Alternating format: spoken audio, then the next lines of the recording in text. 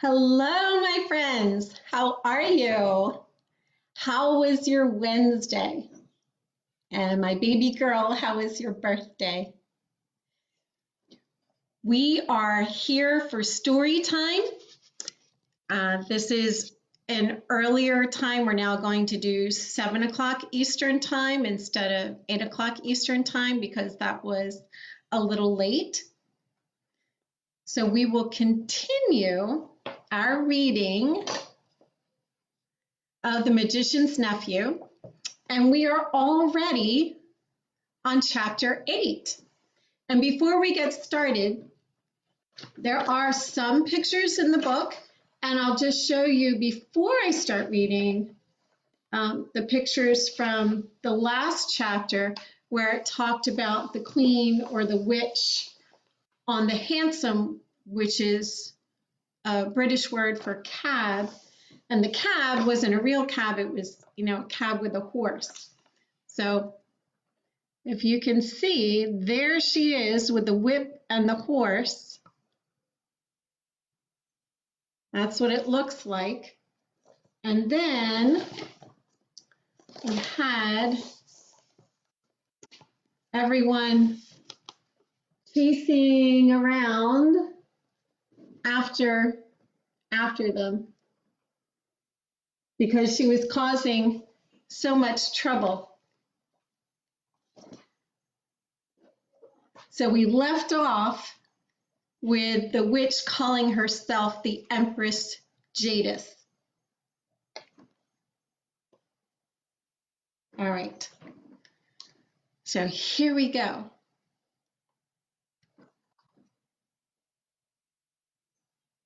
The fight at the lamppost. "Ho! Empress, are you?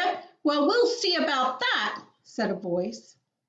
Then another voice said, "3 cheers for the Empress of Colney Atch." And quite a number joined in. A flush of color came into the witch's face, and she bowed ever so slightly. But the cheers died away into roars of laughter, and she saw that they had only been making fun of her. A change came over her expression, and she changed the knife to her left hand. Then, without warning, she did a thing that was dreadful to see. Lightly, easily, as if it were the most ordinary thing in the world, she stretched up her right arm and wrenched off one of the crossbars of the lamppost. If she had lost some magical powers in our world, she had not lost her strength. She could break an iron bar as if it were a stick of barley sugar. She tossed her new weapon up in the air, caught it again, brandished it, and urged the horse forward. "Now my chance," thought Diggory. He darted between the horse and the railings and began going forward. If only the brute would stay still for a moment, he might catch the witch's heel. As he rushed, he heard a sickening crash and a thud. The witch had brought the bar down on the chief policeman's helmet. The man fell like a ninepin. "Quick, Diggory, this must be stopped," said a voice beside him. It was Polly, who had rushed down the moment she was allowed out of bed. "You are a brick," said Diggory. "Hold on to me tight. You'll have to manage the ring. Yellow, remember? And don't put it on till I shout." There was a second crash, and another policeman crumpled up. There was an angry roar from the crowd. "Pull her down! Get a few paving stones! Call out the military!" But most of them were getting as far away as they could. The cabbie, however, obviously the bravest as well as the kindest person present, was keeping close to the horse, dodging this way and that to avoid the bar, but still trying to catch Strawberry's head. The crowd booed and bellowed again. A stone whistled over Diggory's head. Then came the voice of the witch. clear like a great bell and sounding as if for once she were almost happy. Scum! You shall pay dearly for this when I have conquered your world. Not one stone of your city will be left. I will make it as Churn, as Felinda, as Surlos, and Bromadin. Diggory at last caught her ankle. She kicked back with her heel and hit him in the mouth. In his pain he lost hold. His lip was cut and his mouth full of blood. From somewhere very close by, the voice of Uncle Andrew in a sort of trembling scream. Madam, my dear young lady, for heaven's sake, compose yourself. Diggory made a second grab at her heel and was again shaken off. More men were knocked down by the iron bar. He made a third grab, caught the heel, held on like grim death, shouting to Polly, Go! Then, oh, thank goodness. The angry, frightened faces had vanished. The angry, frightened voices were silenced. All except Uncle Andrew's. Close beside Diggory in the darkness, it was wailing on. Oh, oh, is this delirium? Is this the end? I can't bear it. It's not fair. I never meant to be a magician. It's all a misunderstanding. It's all my godmother's fault. I must protest against this, in my state of health too, a very old Dorshire family. Bother, thought Diggory. We didn't want to bring him along. My hat, what a picnic. Are you there, Polly? Yes, I'm here. Don't keep on shoving. I'm not, began Diggory, but before he could say anything more, their heads came out into the warm green sunshine of the wood, and as they stepped out of the pool, Polly cried out, We've brought the old horse with us too, and Mr. Kettley, and the cabby. This is a pretty kettle of fish. As soon as the witch saw that she was once more in the wood, she turned pale and bent down till her face touched the mane of the horse. You could see she felt deadly sick. Uncle Andrew was shivering, but Strawberry the horse shook his head, gave a cheerful whinny, and seemed to feel better. He became quiet for the first time since Diggory had seen him. His ears, which had been laid flat back on his skull, came into their proper position, and the fire went out in his eyes. That's right, old boy, said the cabby, slapping Strawberry's neck. That's better. Take it easy. Strawberry did the most natural thing in the world. Being very thirsty, and no wonder, he walked slowly across to the nearest pool and stepped into it to have a drink. Diggory was still holding the witch's heel, and Polly was holding Diggory's hand. One of the cabby's hands was on Strawberry, and Uncle Andrew, still very shaky, had just grabbed on to the cabby's other hand. Quick, said Polly, with a look at Diggory. Greens! So the horse never got his drink. Instead, the whole party found themselves sinking into darkness. Strawberry neighed. Uncle Andrew whimpered. Diggory said, That was a bit of luck. There was a short pause. Then Polly said, Oughtn't we be nearly there now? We do seem to be somewhere, said Diggory. At least, I'm standing on something solid. Why, so am I, now that I come to think of it, said Polly. But why is it so dark? I say, do you think we got into the wrong pool? Perhaps this is Charn, said Diggory, only we've got back in the night. This is not Charn, came the witch's voice. This is an empty world. This is nothing. And really, it was uncommonly like nothing. There were no stars. It was so dark that they couldn't see one another at all, and it made no difference whether you kept your eyes shut or opened.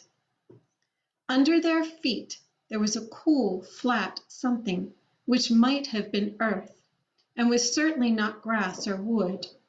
The air was cold and dry, and there was no wind. "My doom has come upon me," said the witch in a voice of horrible calmness. "Oh, don't say that," babbled Uncle Andrew. "My dear young lady, pray don't say things like that. It can't be as bad as that. Ah, cabman, my good man, don't you happen to have a flask about you? A drop of spirits is just what I need." Now then," came the cabbie's voice, a good, firm, hearty voice. "Keep cool, everyone. That's what I say. No broken bones, anyone? Good. Well, there's something to be thankful for straight away, and more than anyone could expect after falling all that way. Now, if we've fallen down some diggings, as it might be for a new station on the underground, someone will come out and get us presently. See? And if we're dead, which I don't deny it might be, well, you got to remember that worse things happen at sea, and a chap's got to die sometime, and there ain't nothing to be afraid of if a chap's led a decent life. And if you ask me, I think the best thing we could do to pass the time would be to sing it in." And he did. He struck up one at once, a harvest Thanksgiving hymn, all about crops being safely gathered in. It was not very suitable to a place which felt as if nothing had ever grown there since the beginning of time, but it was the one he could remember best. He had a fine voice, and the children joined in. It was very cheering. Uncle Andrew and the witch did not join in. Toward the end of the hymn, Diggory felt someone plucking at his elbow, and from a general smell of brandy and cigars and good clothes, he decided that it must be Uncle Andrew. Uncle Andrew was cautiously pulling him away from the others. When they had gone a little distance, the old man put his mouth so close to Diggory's ear that it tickled, and whispered, "Now, my boy, slip on your ring, let's be off." But the witch had very good ears. "Fool!" came her voice as she leapt off the horse. "Have you forgotten I can hear men's thoughts? Let go the boy. If you attempt treachery, I will take such vengeance upon you as you have never heard in all worlds from the beginning." "And," added Diggory, "if you think I'm such a mean pig as to go off and leave Polly and the cabbie and the horse in a place like this, you're well mistaken." "You are a very naughty and impertinent little boy," said Uncle Andrew. "Hush," said the cabbie. They all listened. In the darkness, something was happening at last. A voice had begun to sing. It was very far away, and Diggory found it hard to decide from which direction it was coming. Sometimes it seemed to come from all directions at once. Sometimes he almost thought it was coming out of the earth beneath them.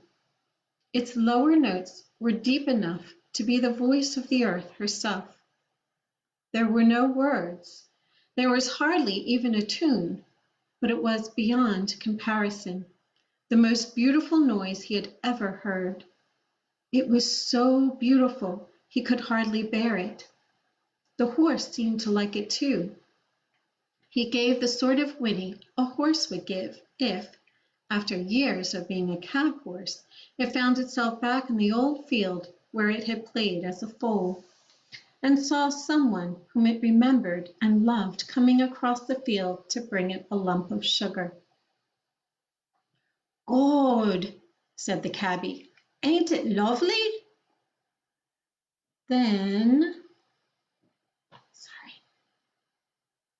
Then two wonders happened at the same moment. One was that a voice was suddenly joined by the other voices, more voices than you could possibly count. They were in harmony with it, But far higher up the scale, cold, tingling, silvery voices. The second wonder was that the blackness overhead all at once was blazing with stars. They didn't come out gently one by one as they do on a summer evening. One moment there had been nothing but darkness. Next moment, 1,000 points of light leapt out. Single stars, constellations, and planets, brighter and bigger than any in our world. There were no clouds. The new stars and the new voices began at exactly the same time.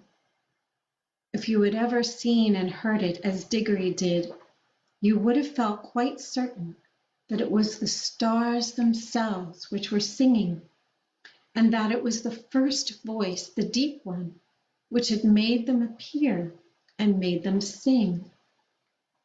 "Glory be," said the cabby. "I'd have been a better man all my life if I'd known there were things like this." The voice on the earth was now louder and more triumphant, but the voices in the sky, after singing loudly with it for a time, began to get fainter. And now something else was happening. Far away and down near the horizon, the sky began to turn gray. A light wind, very fresh, began to stir. The sky in that one place grew slowly and steadily paler. You could see shapes of hills standing up dark against it. All the time, the voice went on singing. There was soon light enough for them to see one another's faces.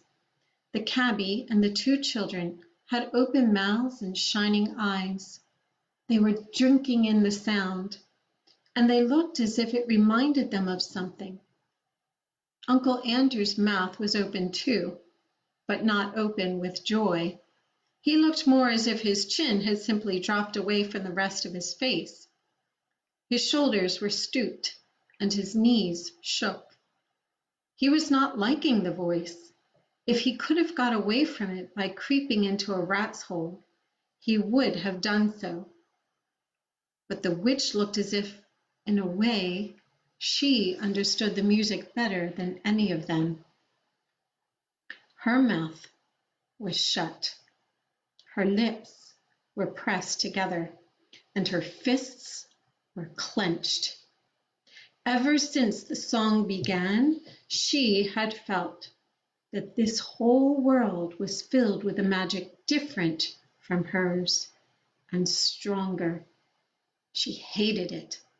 She would have smashed that whole world, or all worlds, to pieces if it would only stop singing. The horse stood with its ears well forward and twitching. Every now and then it snorted and stamped the ground. It no longer looked like a tired old cab horse. You could see now, well believe, that its father had been in battles. The eastern sky changed from white to pink, and from pink to gold. The voice rose and rose till all the air was shaking with it. And just as it swelled to the mightiest and most glorious sound it had yet produced, the sun arose. Diggory had never seen such a sun. The sun above the ruins of Charn had looked older than ours. This looked younger. You could imagine that it laughed for joy as it came up. And as its beams shot across the land, the travelers could see for the first time what sort of place they were in. It was a valley through which a broad, swift river wound its way, flowing eastward toward the sun. Southward, there were mountains. Northward, there were lower hills. But it was a valley of mere earth, rock, and water. There was not a tree, not a bush, not a blade of grass to be seen. The earth was of many colors. They were fresh, hot, and vivid. They made you feel excited until you saw the singer himself. And then you forgot everything else. It was a lion, huge, shaggy, and bright. It stood facing the risen sun. Its mouth was wide open in the song, and it was about 300 yards away. "This is a terrible world," said the witch. "We must fly at once. Prepare the magic." "I quite agree with you, madam," said Uncle Andrew. "A most disagreeable place, completely uncivilized. If only I were a younger man and had a gun." "Garn," said the cabby. "You don't think you could shoot him, do you?" "And who would?" said Polly. "Prepare the magic, old fool," said Jadis. "Certainly, madam," said Uncle Andrew cunningly. "I must have both children touching me. Put on your homeward ring at once, Diggory." He wanted to get away without the witch. "Oh, it's rings, is it?" cried Jadis. She would have had her hands in Diggory's pocket before you could say knife, but Diggory grabbed Polly and shouted out, "Take care! If either of you come half an inch nearer, we two will vanish, and you'll be left here for good. Yes, I have a ring in my pocket that will take Polly and me home. And look, my hand is just ready, so keep your distance." "I'm sorry about you," he looked at the cabby, "and about the horse, but I can't help that. As for you two," he looked at Uncle Andrew and the Queen, "you're both magicians, so you ought to enjoy living together." "Hold your noise, everyone," said the cabby. "I want to listen to the music." For the song had now changed. And that is the end of chapter 8. So I will see you tomorrow night at our new time of 7 o'clock Eastern Time. And I hope you have a wonderful evening. God bless you. Bye.